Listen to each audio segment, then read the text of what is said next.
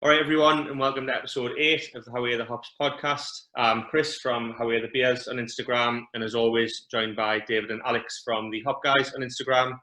Today, we're joined by Andrew from Three Hills Brewing. So before we get cracking with the first beer, Andrew, do you want to introduce yourself and what your role is, and then we'll get cracking? Yeah, sure. So I'm the founder of Three Hills Brewing. We started back in late 2016, early 2017. Before that, I was a brewer for a German brewery based in Shanghai, and prior to that, I was a home brewer, brewing loads in my apartment. We started in my family home garage in Northamptonshire with a 225 litre kit that I built myself, and the control panel that I built, and we had 6 tanks, and we've grown. We've doubled the size of the brew kit, and we've also got a second site in Bermondsey now, and we're now a 5-person team as well. So it's been a good 4 years. Going strong. I like it. Right, we'll get cracking with this first beer. So do you want to introduce the beer and tell us a bit about it, and then we'll get going? Yep, so this is Coordinates Kveik. So this is part of our range of beers that focus on a particular region or brewing region of the world. So Kveik is a Norwegian style of beer. Every couple of months, we choose a beer style that's specific to a specific region and brew our take on it. So Kveik, this Norwegian strain of yeast, it ferments super hot, about 30 degrees, and really quick, and it creates a lot of fruity esters. And traditionally, they had juniper either in the mash or in the liquor. We put juniper in the hot liquor for this one, so it has like a little bit of a gin-esque vibe, but then the yeast produces all of this nice orangey aroma and flavor, and we've hopped it with Amarillo, which is another hop that produces orange-like flavors. So it's a nice alternative to a Nipa, the Kveik. It's got the kind of same hazy, full-bodied kind of vibe. With a distinct yeast character. I remember when we knew what beers we were going to drink today, I remember David saying when we realised we had a Kveik on, he was like, get in back on the Kveik.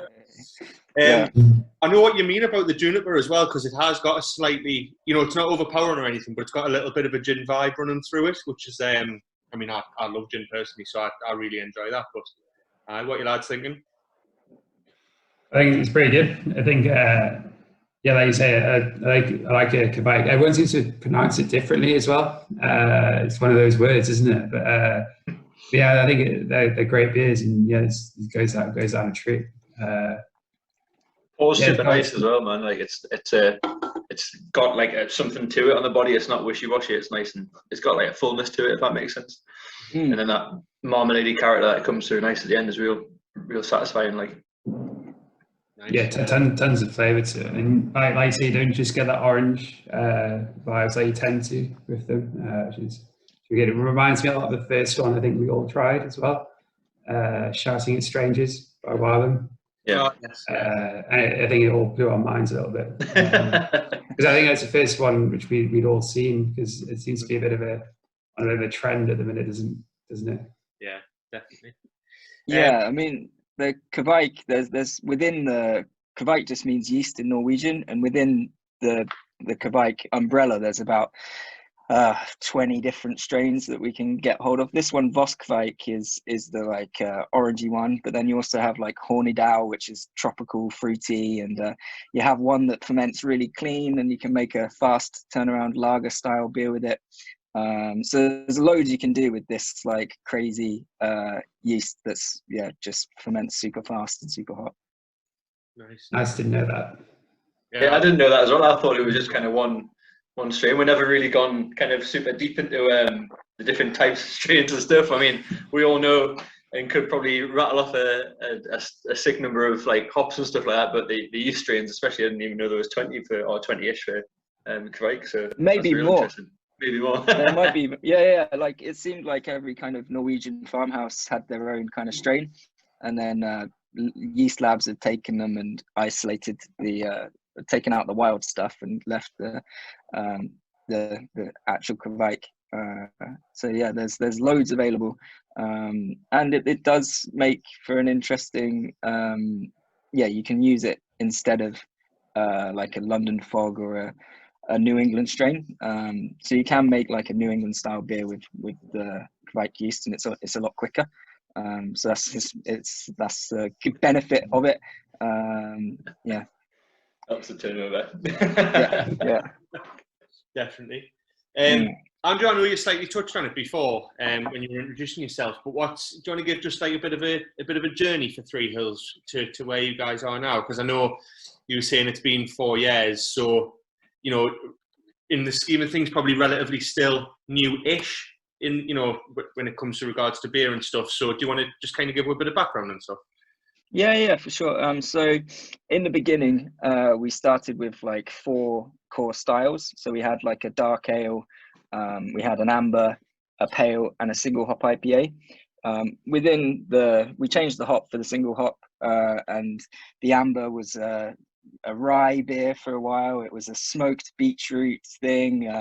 We did about 10 different iterations of that, and then the dark ale was a black IPA, sometimes a porter, sometimes a stout, and the pale we messed around with different hop combinations and stuff.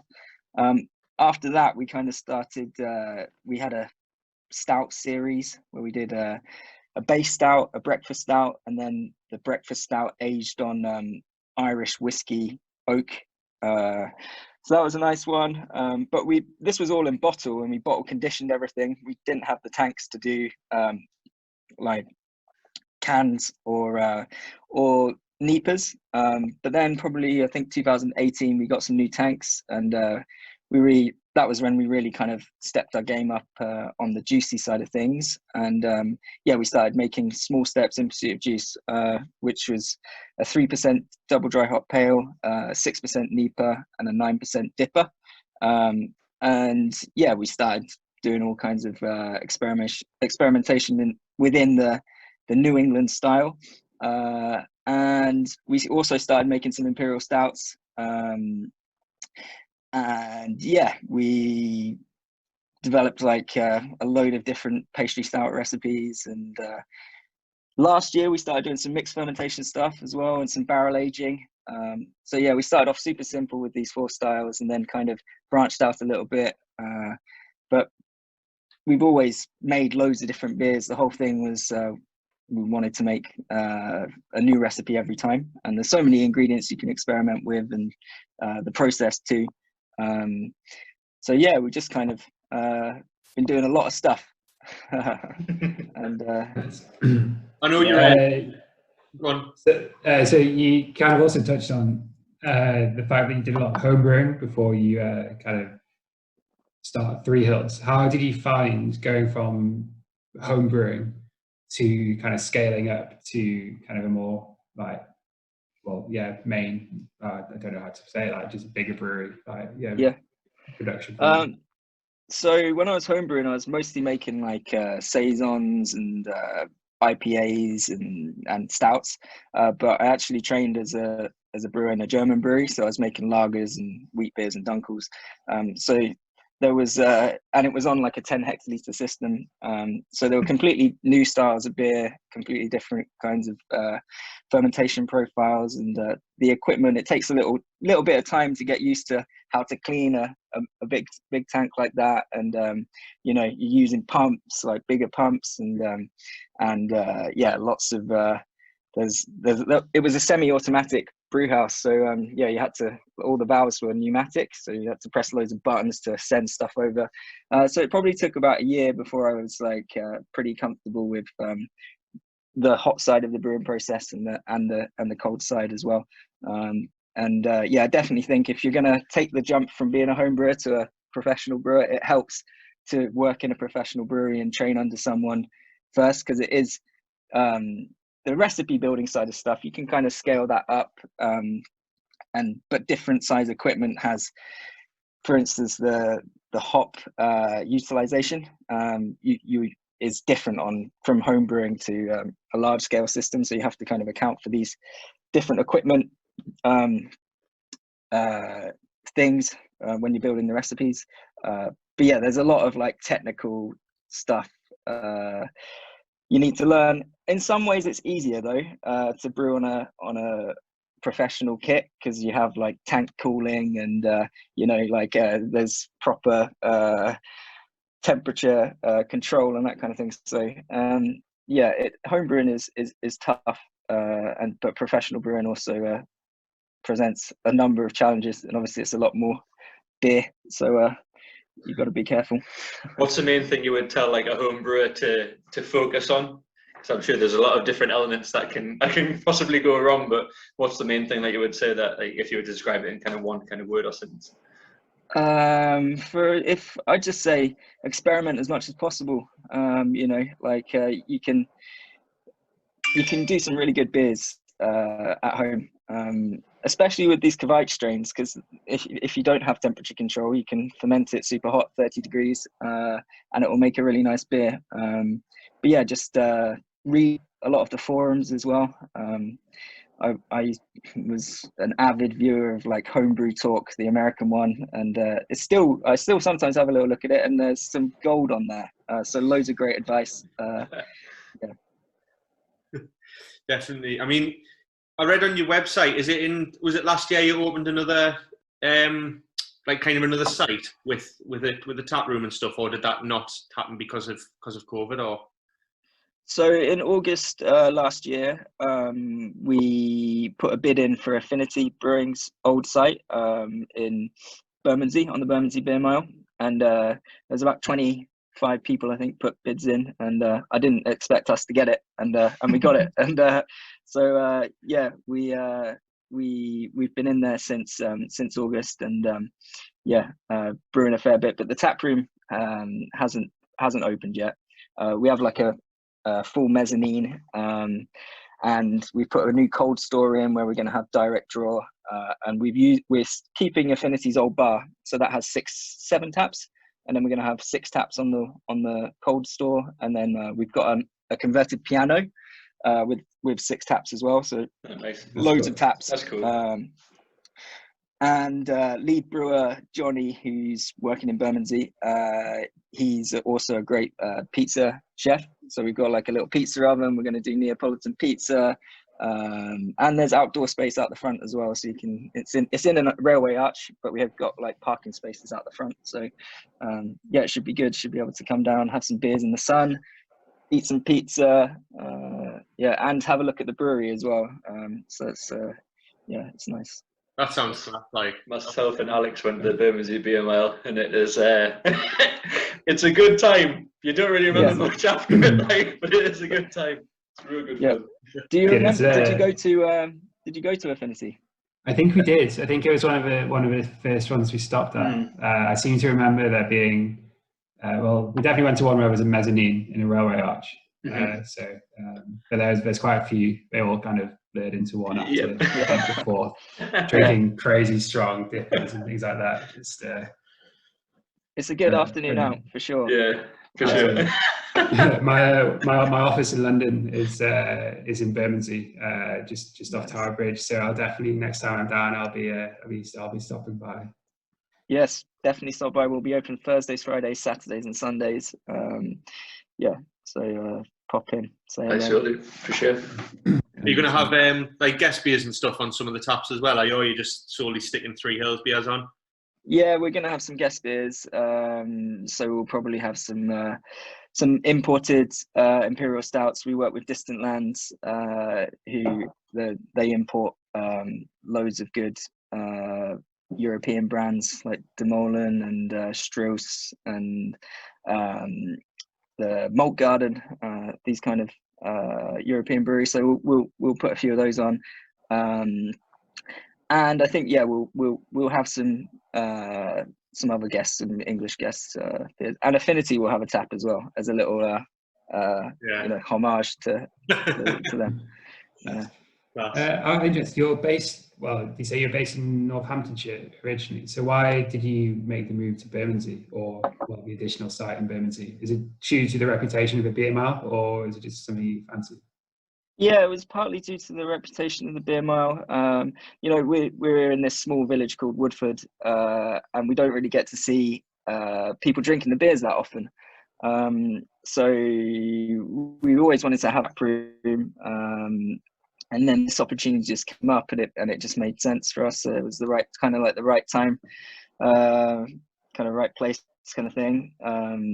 Yeah, so I mean, it's great to be on the most prestigious stretch of brewing real estate in the UK. So yeah, and it's nice to get out of the countryside every now and then. Now I get the best of both worlds: to get to come to the city and then go back to the countryside. Yeah, it's good. I suppose it's good as well if you have a tap room in what's going to be a busy place, because you'll get quite a lot of good feedback, I'm sure. So you can kind of like tinker and play about with kind of your set and what you do as well, so you can get a good feel for it. Whereas, like you say, if you're just in a small village, you never see many people drinking your beers. It's probably hard to try and guess what kind of trends are coming and what people actually think about your beer. Maybe good or bad, I suppose. Yeah. But I mean, Untapped's great for like checking out what people are thinking, and yeah, a lot of people they're pretty honest. So yeah, which is always it's interesting to see what people think. And yeah, I mean, we've been looking for a new spot for a while. The garage, it's quite a productive little garage. We at one point we had 13 tanks in there, and we were doing about 10,000 litres a month out of the garage. But how big's the garage?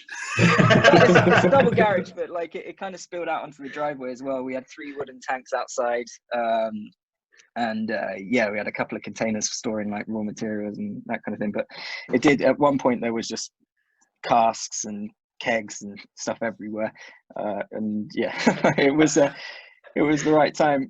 So the Bermondsey site's got a 6-barrel brewery. It's still not massive, but yeah, it's a good size. It's pretty much now we can brew about 20,000 litres a month if we were going hard at it.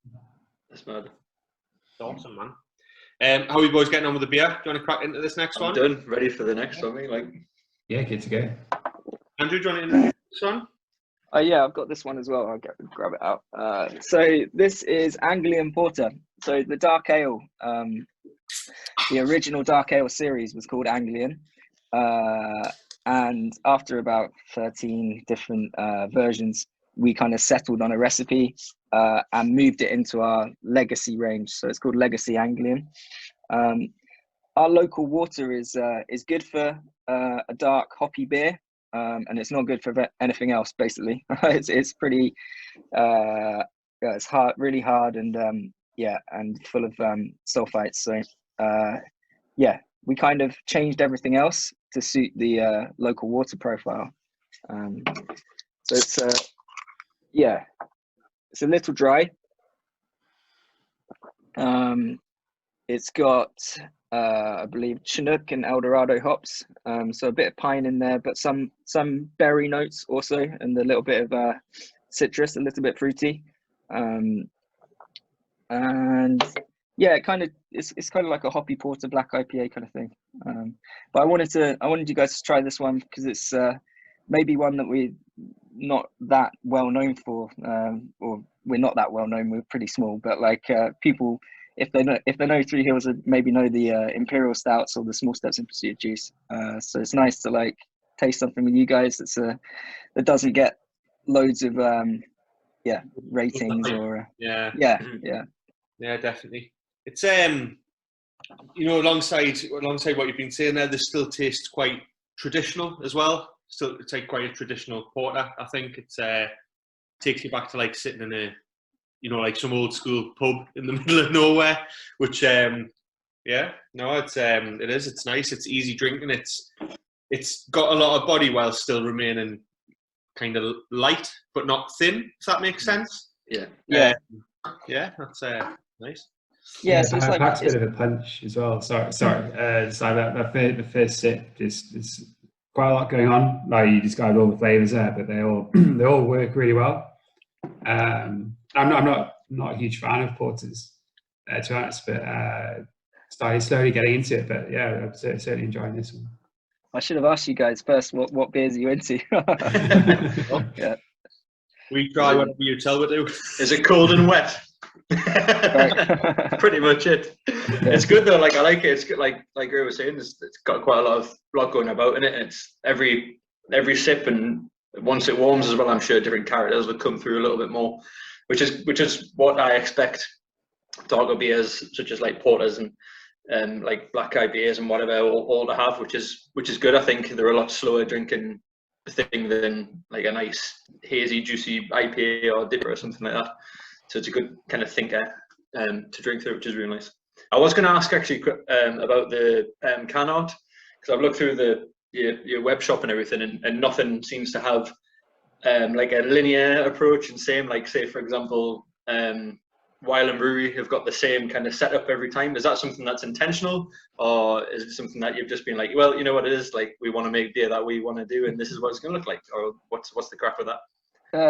Yeah, maybe it's a bit of a reflection of my personality, a bit all over the place. And, but semi-intentional. So the mixed ferment stuff all has like the same kind of typeface, and it's all on white background. And then the legacy range was originally like prints. So it was lino prints. And then the Small Steps in Pursuit of Juice, the hop forward hazy range, that was more colourful and had like a kind of yeast cell on it. Yeah. So that we have probably 7 to 8 different like areas of experimentation or like brand kind of series, and they all have their own kind of identity.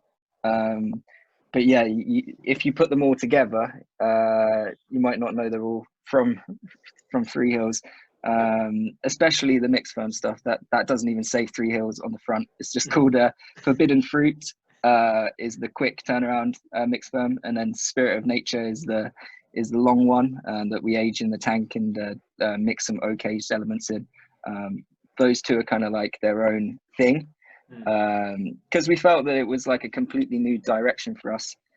So it was nice to give them their own identity. But I think going forward, when the next versions of that come out, we'll probably put the Three Hills logo on the front. So so at least people know. I kind of like that though, that it's like you got to pick it up and then maybe you turn it around and it says a project by Three Hills Brewing.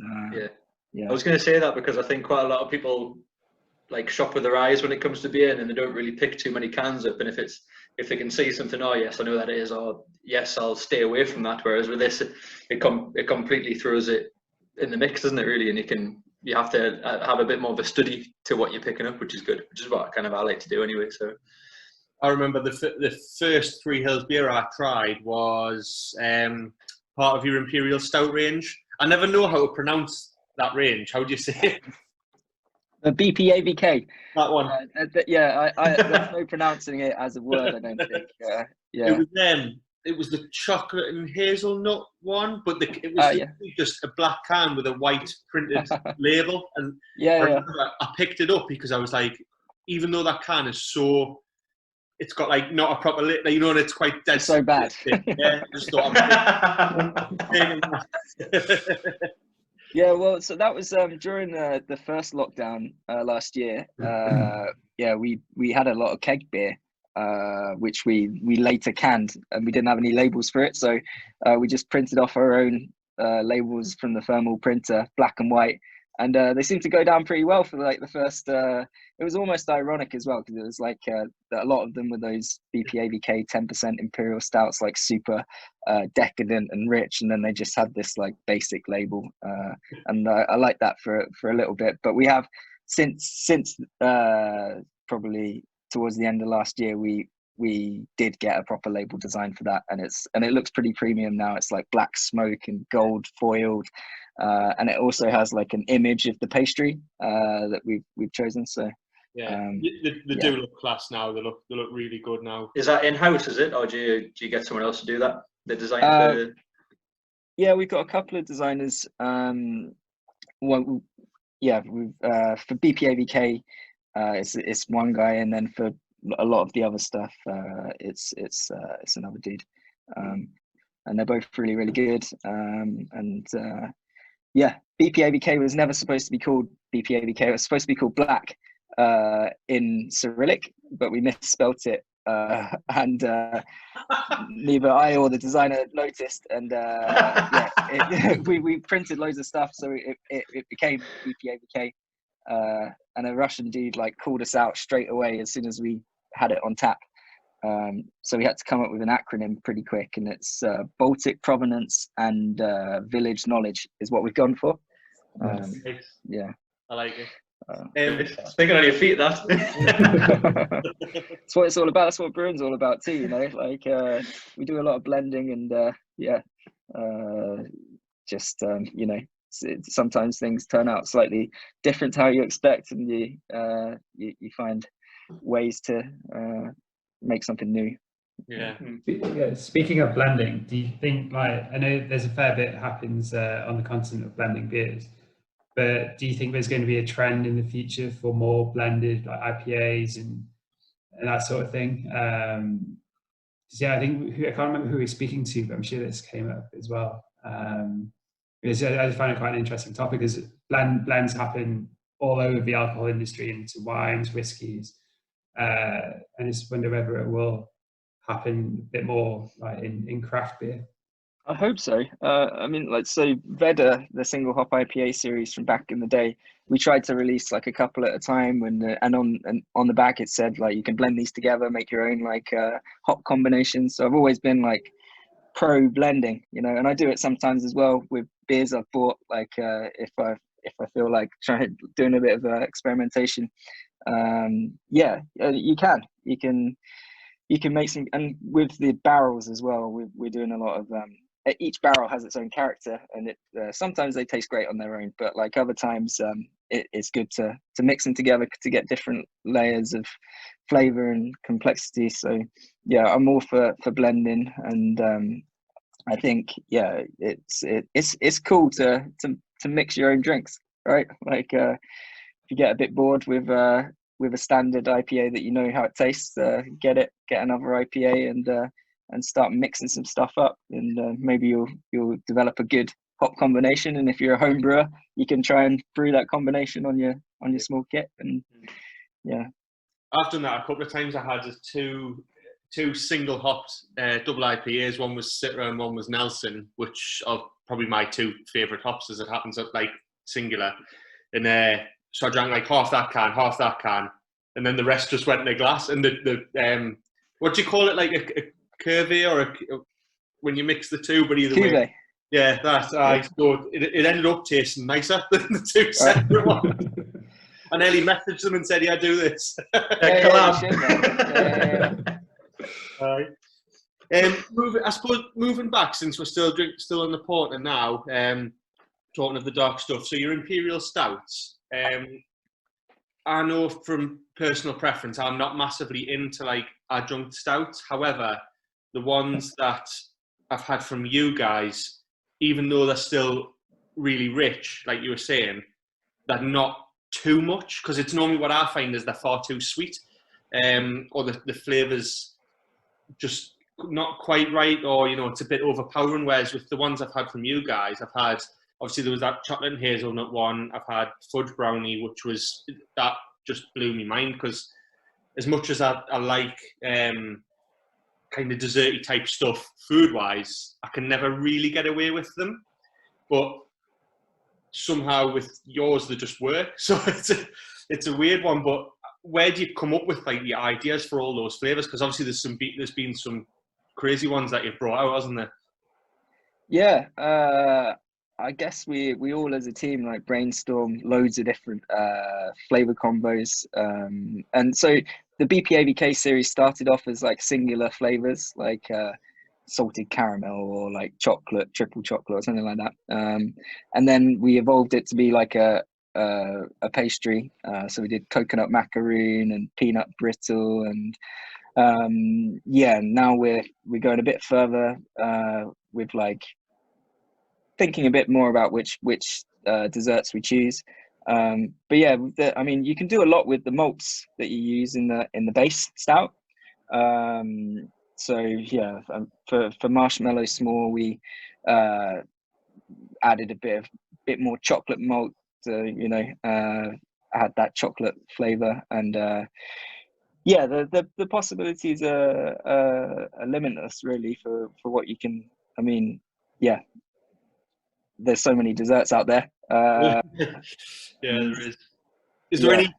I suppose this is probably too open of a question, but it was actually someone asked it on Instagram to ask you. Is there any kind of dessert flavors you just wouldn't attempt? And I know that's really open because there's probably thousands that wouldn't work, but yeah. Probably Rocky Road. We did that one, Rocky Road, and we like that had marshmallow, berries, chocolate, biscuit, and the combination of those flavors created like a menthol flavor, and that not to everybody's taste, menthol Rocky Road. I thought it tasted all right, like, and I did some googling, and apparently, like, there are quite a lot of minty Rocky Road recipes out there. There's a mint aero Rocky Road, so we're like, yeah, okay, we'll see how it goes, and no, didn't go down well, so we'll never do that one again. I think keeping it simple-ish, like, is good. So we just did tiramisu with chocolate coffee, vanilla.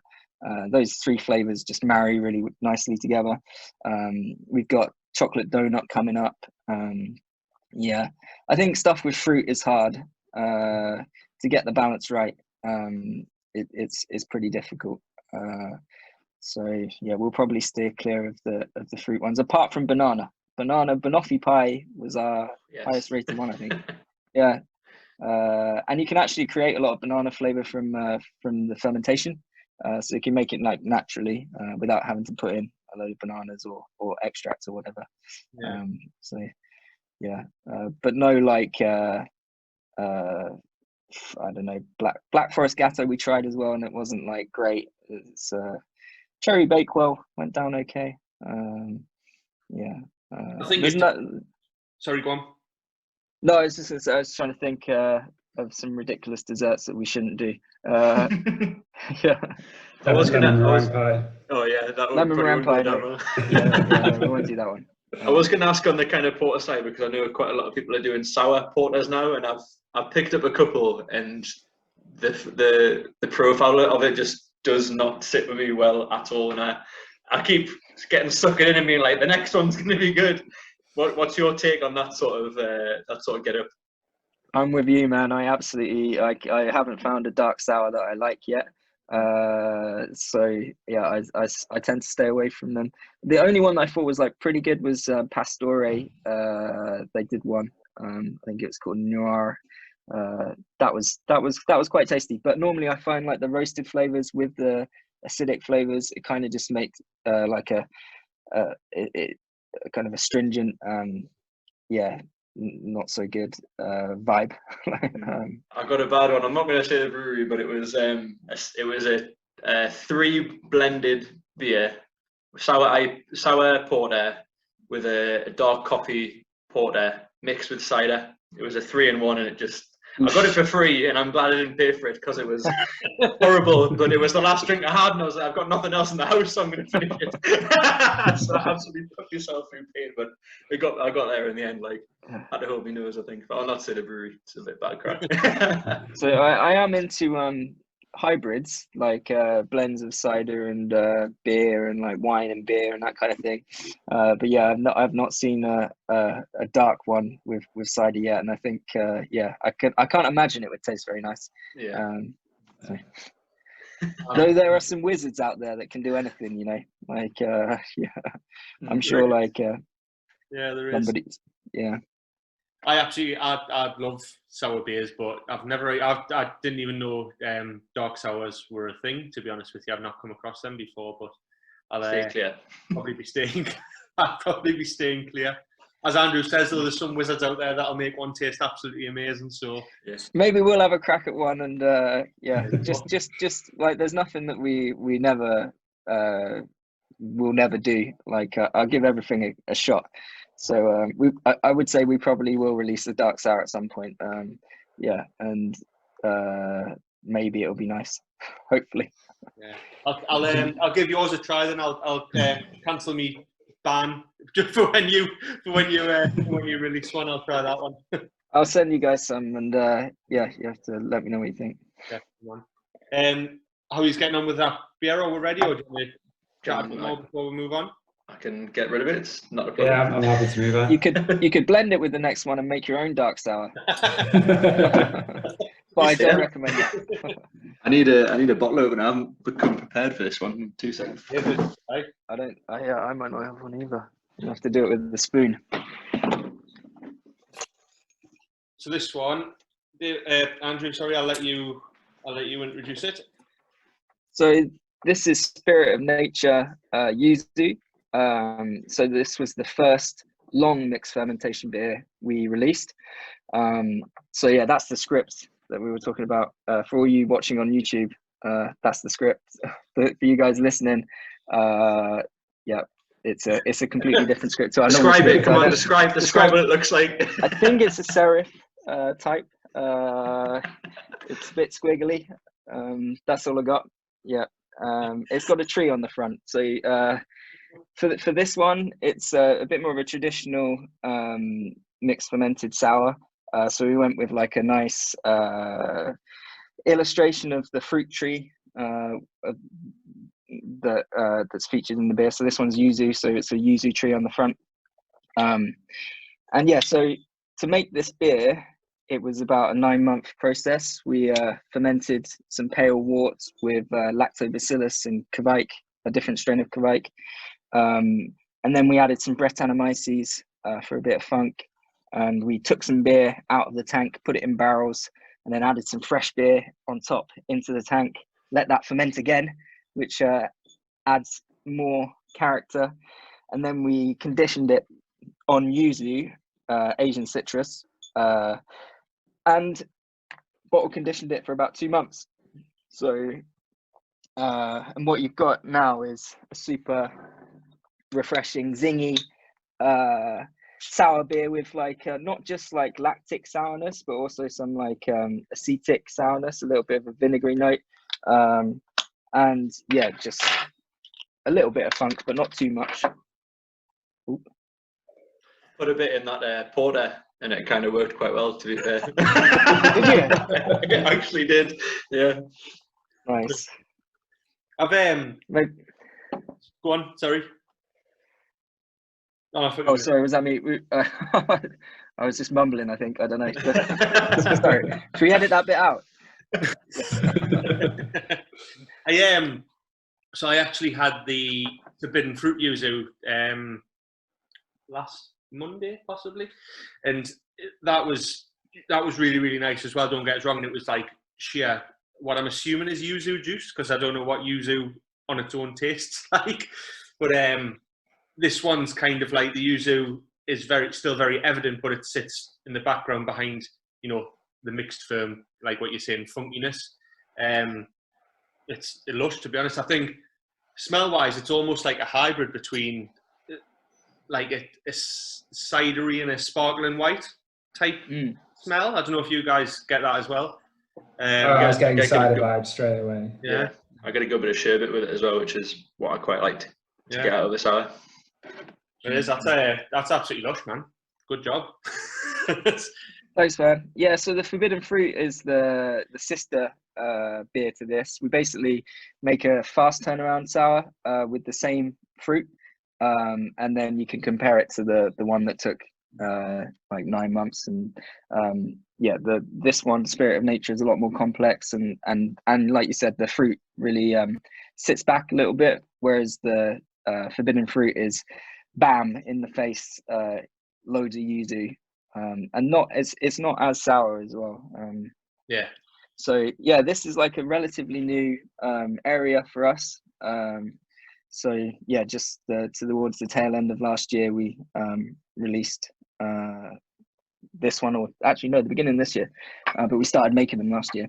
But we really like, as a team, really like sour beers, and it's always kind of been like a thing we wanted to do, you know, like, and I think it's like a natural progression as a brewer is to like make the hoppy IPAs and the Imperial Stouts and like a few Saisons, and then, you know, like the next thing to do is to start a mixed fermentation project and a barrel aging program.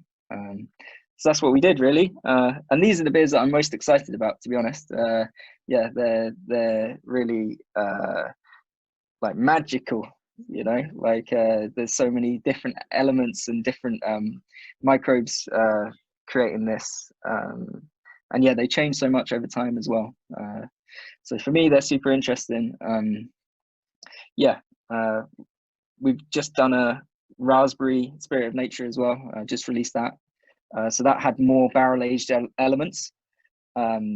It was a blend of 3 different barrels: a sweet white wine barrel, a Chardonnay barrel, and a Bordeaux red wine barrel. And yeah, the next one's going to be black currant. So yeah, normally we release the forbidden fruit like a little bit earlier. So you'll always get that one first, and you can have a go on that, and then like in a couple of months after, the Spirit of Nature will come out. So it's still, you can compare if you can remember what the one was like. Which is always the challenge, right? Yeah, definitely. I think I'm looking forward to trying that raspberry one. Actually, I am gonna put an order in and get a hold of that. But because I know originally I think we were going to have the raspberry one on this, weren't we? But when it was being released compared to when we were recording, we didn't know if it would have, arrived in time or whatever. But it's I'm thoroughly enjoying this Yuzu one. So where does, because I've seen a lot of people using Yuzu lately. Where's that hype come from with this particular fruit? I'm not sure where it's originated, but the fruit is just like it's like a souped up lemon, like more aromatic and slightly more like pithy. So I've always I've liked it for ages. Had a couple of good beers with it in, and we just thought it would be a good one. It complements the acidity quite nicely. If you're into lemonades, then you probably will like this beer. That does. Now you've said that, that does come across, I think. I think the yuzu really complements that slight vinegar taste. I think they complement each other really, really well. Mm-hmm. It's something quite unusual, not something I've kind of come across before in a beer before, but it works really, really well. Yeah, I would agree. I mean, if you told me, oh, this beer's going to have a, unless it's like is it called a Flanders Red? Is that what it's called? Which are quite vinegary. But if you said, oh, this beer's going to have a vinegary taste, I'd have thought, maybe not. But that works big time. I'm getting into mixed. These two guys know I'm getting into mixed fermentation beers a lot more lately. So it's getting into everything. I'm in wine as well. It's nice to have one like this on one of the podcasts. It breaks it up a bit. I think we've had a good range today as well. I think. Really, really good. Yeah. So it's been a good progression as well. Like, I was going to ask actually, where do you see yourself in like 1, 2, 3 years, and who are the kind of breweries that you're targeting to be like coming for you? What's your thoughts on that? In 2 years, hopefully we'll have another site in Northamptonshire, a much bigger one, a 30 hectolitre brew house with a tap room and restaurant in the countryside. Nice. And I think we'd like to increase the barrel aging program by about 10 times. Super addictive, the barrels, because there's so many good ones out there. Like we just got a Jamaican rum barrel. So we got a triple sec barrel. Nice. And some like random sherry barrel. So I'd like that to keep on growing, and I think you'll see a lot more heavily fruited stuff from us as well, like triple fruited. I'm not going to say gozers because we probably won't do the kettle souring, and we won't add salt, but like just heavily fruited sours. I think you'll see a lot more of that, and it would be nice to work with some big name international breweries. We should be at Mikkeller beer celebration in October. We were supposed to go last year, which was crazy because he was like one of my inspirations for starting the brewery, like one of the first craft beer brewers I really got into.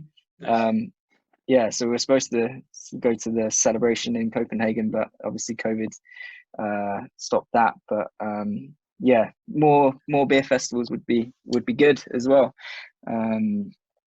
And yeah, we're doing a lot of research into like heavily fruited hard seltzers and soft drinks as well. So we'll probably come out with a range of soft drinks and yeah, some other weird stuff. Cool. Yeah, just keep on experimenting, basically up in the juice game, more Imperial Stouts, better everything, and yeah, maybe a cheeky dark sour, who knows. I love how you just like, you just wake up one day and go, I'm just going to make this. And that's just seems you just like want to do kind of everything, whereas quite a lot of breweries just go, yeah, we're going to try and stay on one route, whereas you're just going for whatever you feel like, which is fantastic. Must be great having that kind of freedom. Yeah, I think like there's definitely from a commercial standpoint, it's probably better just to focus in on like one particular style. But yeah, we've got the juice, we've got the Imperial Stouts, we've got the heavily fruited mixed ferm stuff, the long mixed ferms, the seltzers. Yeah, it's a lot. But yeah, it keeps it interesting, and yeah, I kind of feel like we're getting better in all of these areas, and it's nice to offer something for everybody, and hopefully we do it well too. We're not just like doing everything and not doing it great. Like we're putting a lot of time and effort into all of these areas. So yeah, should the beers should only get better as we grow and get older, I guess. Yeah. Yeah, I'm sure they will. No, definitely. So other than, you know, kind of what you're saying there, have you got anything immediately in the pipeline for future releases other than obviously I know you said you've got the other Spirit of Nature's coming out soon, but anything else coming up in the next however long? Oh, so we did our we did our first tipper, sorry, last month, and we're doing our kitchen sink. Is that what it was? Kitchen sink? Yeah. So yeah, we've decided another random branding exercises. It's just a gold-plated kitchen sink on the front of a white label, nothing else. And the next one is armchair. So it's just a gold-plated armchair, gold-foiled armchair on the front. So we got that coming out next week. Tomorrow we've got a collab with the Emperor's Brewery. So yeah, we're doing a big Imperial Stout, probably 14%, maybe the strongest one we've ever done. So that should be fun. Yeah, I think apricot is the next forbidden fruit, and that's probably my favorite fruit for a sour. So looking forward to that as well. And the heavily fruited hard seltzers, we're almost there with them. We've been doing loads of testing since the beginning of the year, really. And we did a raspberry rhubarb vanilla one that is 6% and super tasty. We just need to make sure that its shelf life is acceptable. But yeah, I think these are going to be big, you know. They're like super smashable, only 150 calories in each one. So if some people are bothered about this, right? And yeah, they're just like it's just a really refreshing beverage. So yeah, I think that should be something you see us do a bit more of. Yeah, that's awesome. There's some time for summer as well, which would be awesome. Yeah. Oh yeah. Yeah, man, and we're gonna have it on keg in the tap room. Yeah. Oh, sick. Even more excuse to go to London in the summer. Yeah. So we're hoping to be open in mid-May when we're allowed to open properly. We'll have a little soft opening. We're also releasing a 3-pack, all brewed in Bermondsey, and there'll be like a golden ticket kind of thing. We'll release 500, and there'll be 100 golden tickets. Sick. That's cool. So for like for an opening party kind of thing. So keep an eye out for them. One of them's like a 7.5% wit beer. Which you don't see many wit beers. No, but they're we like to do these styles that aren't so popular as well, you know. Yeah, that's like, cool, man. like the wee heavy as well. we do that once a year. Mm. Variety is the spice of life. That's it. Yeah, yeah. Me and Alex should be coming down to London. Is it July? End of July? Yeah, end of So July. I'm sure. Obviously, restrictions and stuff might be lifted, or there might whatever happens. But we're planning on being down, and I'll definitely want to swing by and see what it looks like. I'm quite intrigued, but what your site's going to look like. So we'll definitely pay a visit, like, for sure. We'll make sure it's a first stop on the mile, so we remember. We can remember it. We're at the top of the mile, actually. So there's Partisan behind us, and then there's Spartan next to us. And so if you start at this end, then you can go to the Colonel, and then go to the Cloudwater, Enid Street, and then there's the Barrel Project at the other end. So it's quite a good place to start, actually. Cool. Do any of you play the piano? I mean, when I'm pissed, I can try, but I can do chopsticks. Okay, cool. We got two. So we got the piano bar, but we also have 2 working pianos in there. So yeah, if you want to have it, yeah, that should be fun. Yeah, definitely. Sounds awesome. Like, I mean, lads, if you do go, because I won't get to London that early on, so make sure you FaceTime us or something. Yeah, we'll get you behind the bar, pour a few pints, and do a little FaceTime. Yeah. Do you want to hit some? Have you guys got anything else to ask specifically, or should we just hit some quick fire questions that we've got? Hit the quick fire ones. No, go for it. Andrew, you ready for some quick fire questions? I guess, ready as I'll ever be. Yeah, let's do it. Personal favourite style of beer? Fruited sour. Nice.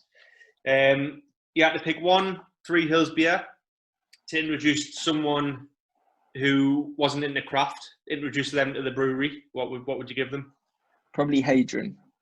Double dry hop pale with Citra and Mosaic. Super easy drinking, not too bitter, but only 4.8% as well. So that's the one with the goat on the label, isn't it? Yeah. It's a nice pale. It is a nice pale.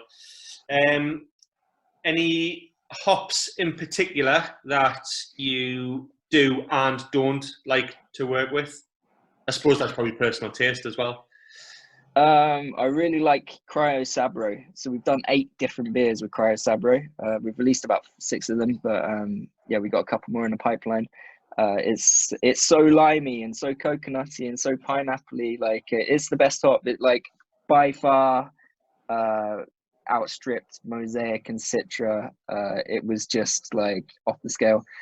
Unfortunately, there's quite a lot of people that don't like Sabro. Are you one of those Chris? people? Yeah. It's my favourite hop as well. I can't get enough of it at the minute. I'm with you too, for sure. The thing is with Sabro for me is I don't dislike it. Take that hold. The problem I've got is when it's too heavy in like, because I'm not a massive fan of coconut, but if Sabro is used to complement the beer and it works well like that, then it's lovely. I've had numerous beers with Sabro in that have been lush. It's just like, I'll never forget one I had, and I won't name the brewery, but I had a double IPA, and I didn't really read it before I bought it, and I got it home and I cracked it, and it was just like sheer coconut through, and I was like, that's not being used right. That's when I don't like Sabro. When it's too heavy. So yeah, I hope that wasn't a massive hole. I do apologise. I think you're right. Like, it can be too much on its own, but the cryo version is just it's off the scale. So I've had it was called Dimensions. Dimensions of Space. Yeah. So I've had that one which had Sabro in, hasn't it? Yeah. That worked. That wasn't, overpowering Sabro or anything like that. So to me, that beer was, I would have thought it had Sabro in, but it, like, the Sabro didn't offend us or anything like that. So when it's done right, I like Sabro. When it's too intense, that's when it's not for me. We did one with Cryoatinum and about 3 other hops, Temporary Expression of Life. that for me was it works really, really nicely in that one. So we'll probably bring that back as like an annual release. So yeah, next year if you can get hold of that, that's Sabro, good. Bad hops that I don't like. Godiva is an English one. That one was not good. A lot of the new wave like English hops, like they're trying like should be like fruity and citrusy, and we've done a lot of experiments with them, but for me they just never really hit the spot. Yeah, so. Definitely. You can cut that bit out too. Negative. There's no editing going on here, son. Negative about English hops. Like I love the English hops, really. Like they're great. Yeah. You're doing what I did with the shovel. You're all right.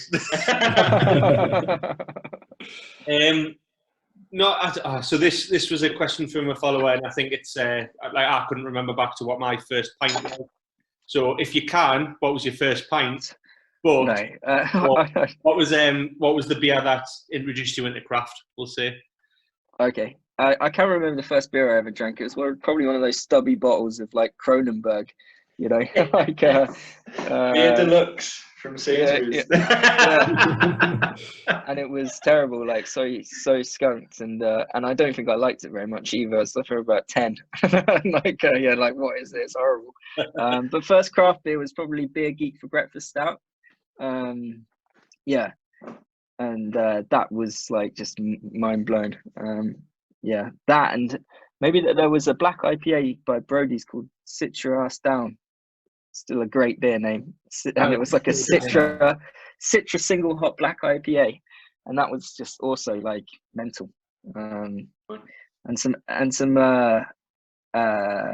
like 8 wired IPAs as well. They were really good. Yeah. Cool. If you could, quite an open question, so it might be quite hard to answer. So if you can't think, don't worry about it. What if you could only drink one beer going forward? What would it be? If it's Three Hills or not Three Hills, I guess. Probably wouldn't be. Well, I should probably say a Three Hills beer, shouldn't I? Small Steps. Small Steps, because like you can drink it any time, any day. Like it's 3%. It's double dry hopped. It's got all the flavour of a 6%er. So I could drink that any day, any occasion. If it, we'll just go with that. Yeah, super sessionable. Yeah, that's it. I suppose that's a class thing, isn't it? When a beer's not very high in ABV, but it drinks like it is, because then you're getting all the the flavours and body and everything that you want. But you can have a few without being sit your ass down. You know what I mean? Yeah. It's really hard to make these beers as well, so I'd be sipping it going, that's nice balance. I suppose that's the other end of it, isn't it? I suppose you drink beer and you go, bet that was the bastard to make. Yeah. We just go, oh, lovely. 2 more. What is actually, this one could have been asked earlier on because it might be a bit of a longer question. But what's the meaning behind your logo being in Mandarin? So when I was living in China for like 7 years, and I got back to the UK and I was looking for like beer names and or brewery names, and I made a big list, and like pretty much all of them on the list were taken. And I wanted something local, and so just outside of our village, there's the 3 Neolithic tombs called Three Hills. They're like mounds. They're not really hills. It's a bit of an embellishment. So this is 3 mountains in Mandarin, and I thought 3 mounds, 3 hills, 3 mountains, and it looks kind of cool, and a little nod to my training in China. So that's what we like that. Nice. Can't get fairer. Maybe a lot of people are expecting like a Chinese brewer.